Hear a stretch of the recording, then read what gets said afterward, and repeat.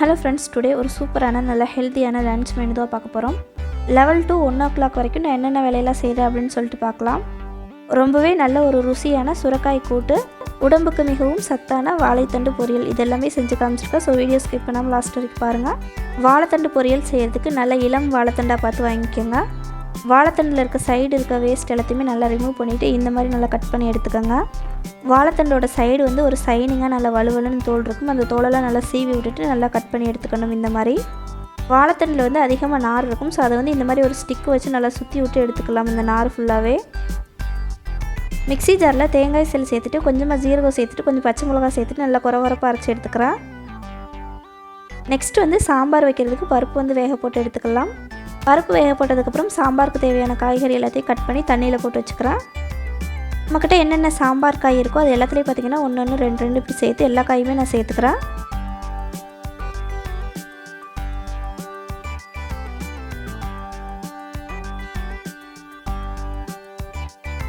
இந்த சைட் சொரக்காய் கூட்டுக்கு வந்து சொரக்காயை வந்து நல்லா குக்கரில் சேர்த்துட்டு மஞ்சள்தூள் சேர்த்துக்கிறேன். ஒரு அரை தக்காளி பழம் சேர்த்துக்கிறேன். ஒரு கைப்பிடி வந்து பாசிப்பருப்பு வந்து நல்லா கழுவிட்டு சேர்த்துக்கிறேன். கூட்டுக்கு தேவையான அளவு உப்பு சேர்த்துக்கிறேன். வந்து ஒரு 2-3 விசில் விட்டு எடுத்துக்கலாம். ஒரு சைடு அடுப்பில் பார்த்திங்கன்னா சாதம் வந்து வேக போட்டு விட்டுருந்தேன். அது பார்த்திங்கன்னா ரெடி ஆயிடுச்சு. இப்போ அதை வந்து ஹாட் பாக்ஸில் மாற்றி வச்சுக்கிறேன். இந்த மாதிரி சாதம் அடித்த உடனே பார்த்திங்கன்னா ஹாட் பாக்ஸில் மாற்றி நல்லா ஹாட் பாக்ஸ் மூடி வச்சிட்டோம்னா நம்ம எப்போ சாப்பிட்றோமோ அது வரைக்கும் பார்த்திங்கன்னா நல்லா சூடாகவே இருக்கும். கொஞ்சம் சோம்பேறித்தனம் பார்க்காம இந்த மாதிரி சாதம் அடித்த உடனே ஹாட் பாக்ஸில் போட்டு வச்சிட்டோம்னா சாப்பிட்ற டயத்துக்கு பார்த்திங்கன்னா சாப்பாடு நல்லா உதிரியாக சூப்பராக இருக்கும். பேன் நல்லா ஹீட் ஆனதும் ஆயில் சேர்த்து கடுகு உளுந்தம் பருப்பு சேர்த்துக்கிறேன். கடுகு உளுந்தம் பருப்பு நல்லா வெடித்ததுக்கப்புறம் கொஞ்சமாக கருவேப்பிலை சேர்த்துக்கலாம். பொடியாக கட் பண்ணி வச்சுருக்க ஒரு கைப்பிடி வெங்காயம் சேர்த்துக்கலாம். ஒரு 2 மினிட்ஸ் பார்த்திங்கன்னா நல்லா வதக்கி விட்டுக்கிறேன். 2 பச்சை மிளகாய் சேர்த்துட்டு கொஞ்சமாக ஒரு 1/4 டீஸ்பூன் அளவுக்கு மஞ்சள்தூள் சேர்த்துக்கிறேன்.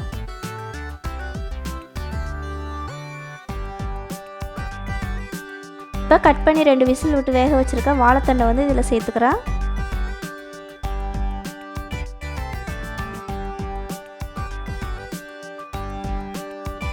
நல்லா எல்லா சைடும் மிக்ஸ் பண்ணி விட்டுட்டு கொஞ்சமாக சால்ட் சேர்த்துக்கிறேன்.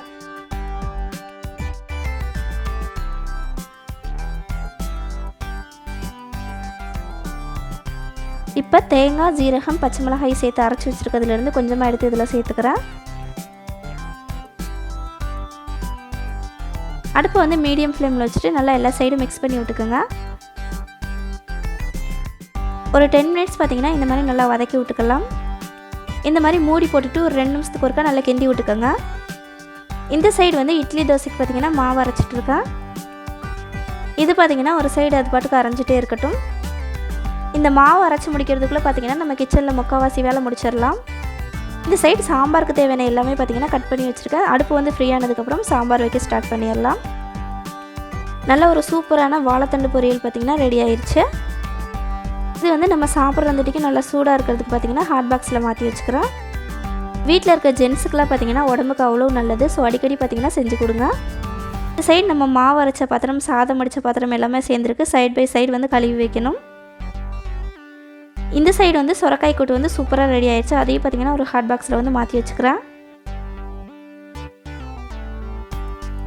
சாம்பார் வைக்கிறதுக்கு ஸ்டார்ட் பண்ணிடலாம். கடாயில் பார்த்திங்கன்னா எண்ணெய் ஊற்றிட்டு கடுகு ஜீரகம் போட்டுக்கிறேன். கடுகு ஜீரகம் வந்து நல்லா வெடித்ததுக்கப்புறம் ஒரு வரமிளகா வந்து சேர்த்துக்கிறேன். இப்போ பொடியாக கட் பண்ணி வச்சுருக்க வெங்காயத்தை வந்து இதில் சேர்த்துக்கிறேன். நம்ம சேர்த்துருக்க வெங்காயம் வந்து ஓரளவுக்கு நல்லா கலர் சேஞ்ச் ஆகிற வரைக்கும் நல்லா வதக்கி விட்டுக்கிறேன். அதுக்கப்புறம் கட் பண்ணி வச்சுருக்க 2 தக்காளி, பச்சை மிளகாயும் சேர்த்துக்கிறேன். இதுக்கு கொஞ்சமாக சால்ட் சேர்த்து நல்லா வதக்கி விட்டுக்கலாம். சாம்பார் கட் பண்ணி வச்சுருக்க காய் எல்லாத்தையுமே பார்த்திங்கன்னா இந்த இதில் சேர்த்துட்டு ஒரு நல்லா மிக்ஸ் பண்ணி விட்டுக்கலாம். சேர்த்துருக்க காய் எல்லாமே இந்த எண்ணெயிலேயே பார்த்திங்கன்னா முக்கால்வாசி நல்லா வெந்துடணும். அப்போ தான் சாம்பார் வந்து நல்லா டேஸ்ட்டாக இருக்கும். இந்த காய் வந்து அந்த சைடு அடுப்பில் பார்த்திங்கன்னா நல்லா வதங்கிட்டு இருக்கட்டும். இந்த சைடு பார்த்திங்கன்னா நம்ம அதுக்குள்ளே பாயாசம் வச்சு விட்டுறலாம். அடுப்பில் ஒரு கடாய் வச்சுட்டு அதில் பார்த்திங்கன்னா கொஞ்சமாக நெய் சேர்த்துக்கிறேன். நெய் வந்து நல்லா ஹீட் ஆனதுக்கப்புறம் 2 கைப்பிடி பார்த்திங்கன்னா பாயாச சேமியா சேர்த்துக்கிறேன். நம்ம சேர்த்துருக்க சேமியா வந்து கலர் சேஞ்ச் ஆகி நல்லா வறுபடணும். அந்தளவுக்கு நல்லா வறுத்து எடுத்துக்கலாம்.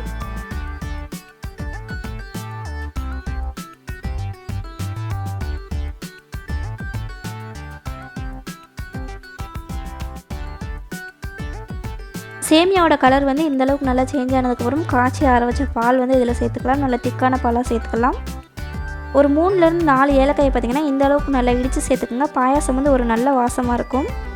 நம்மளோட டேஸ்ட்டுக்கு தேவையான அளவு சர்க்கரை சேர்த்துக்கலாம்.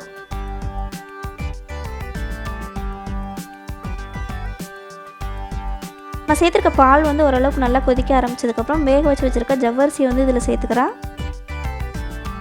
இந்த இனிப்பு வெரைட்டி செஞ்சாலுமே மறக்காமல் ஒரு பிஞ்ச் பார்த்திங்கன்னா உப்பு சேர்த்துக்குங்க. பாயாசத்துக்கு பார்த்திங்கன்னா ஒரு பிஞ்ச் உப்பு சேர்த்துக்குங்க. நம்ம அந்த ஒரு பிஞ்ச் உப்பு சேர்க்குறதுனால டேஸ்ட் பார்த்திங்கன்னா ரொம்ப சூப்பராக இருக்கும். அவ்வளவுதான், நம்மளோட பாயாசம் பார்த்திங்கன்னா ரொம்பவே சூப்பராக ரெடி ஆயிடுச்சு. இப்போ நம்ம ரெடி பண்ணி வச்சுருக்க பாயாசத்தை வந்து ஒரு பவுலில் மாற்றி வச்சுட்டு இதில் வந்து முந்திரி திராட்சை போட்டு தாளித்து கொட்டிக்கிறேன். இந்த நெய்யோட ஃப்ளேவர், முந்திரி திராட்சை இதெல்லாம் பார்த்திங்கன்னா அவ்வளோ ஒரு சூப்பராக இருக்கும் பாயாசத்துக்கு. அவ்வளோதான், ரொம்ப ரொம்ப ஈஸி. நம்மளோட எம்மியான பாயாசம் வந்து ரெடி ஆயிடுச்சு. இந்த சைடு சாம்பாருக்கு கொஞ்சமாக மஞ்சத்தூள் சேர்த்துட்டு சாம்பார் பொடி சேர்த்துக்கலாம். நல்லா எல்லாத்தையும் மிக்ஸ் பண்ணி விட்டுட்டு புளி கரைச்ச தண்ணி வந்து இப்போ சேர்த்துக்கலாம். சாம்பாருக்கு வந்து எப்பயுமே கொஞ்சமாக புளி சேர்த்து பாருங்கள், டேஸ்ட் ரொம்ப சூப்பராக இருக்கும். லாஸ்ட்டாக வேக வச்சு எடுத்த பருப்பு வந்து இது கூட சேர்த்துக்கிறேன். பருப்பு சேர்த்ததுக்கப்புறம் குழம்புக்கு தேவையான அளவு தண்ணி, உப்பு எல்லாமே செக் பண்ணிக்கிறேன். லாஸ்ட்டாக வந்து ஒரு கைப்பிடி மல்லித்தலை தூவி நல்லா கொதிக்க விட்டு எடுத்துக்கலாம். சாம்பார் ரொம்பவே சூப்பராக நல்லா திக்காக ரெடி ஆயிடுச்சு. இன்றைக்கான லன்ச் ரெசிபிஸ் பார்த்திங்கன்னா இவ்வளோதான். ஸோ அந்த ரெசிபிஸ் எல்லாமே பிடிச்சிருக்கா இல்லையா அப்படின்னு சொல்லிட்டு கீழே கமெண்ட்டில் சொல்லுங்கள். இந்த மாதிரி ஹெல்த்தியான டிஷ்ஷஸ்லாம் செஞ்சு உங்கள் ஃபேமிலி கூட பார்த்திங்கன்னா ரொம்பவே ஜாலியாக ஹாப்பியாக சாப்பிடுங்க. இந்த லன்ச் மெனு உங்களுக்கு பிடிச்சிருக்கு அப்படின்னு நினச்சிங்கன்னா நம்ம சேனலை மறக்காமல் லைக் பண்ணி சப்ஸ்கிரைப் பண்ணிக்கோங்க. நெக்ஸ்ட் ஒரு சூப்பரான இன்ட்ரெஸ்டிங்கான வீடியோவில் பார்க்கலாம்.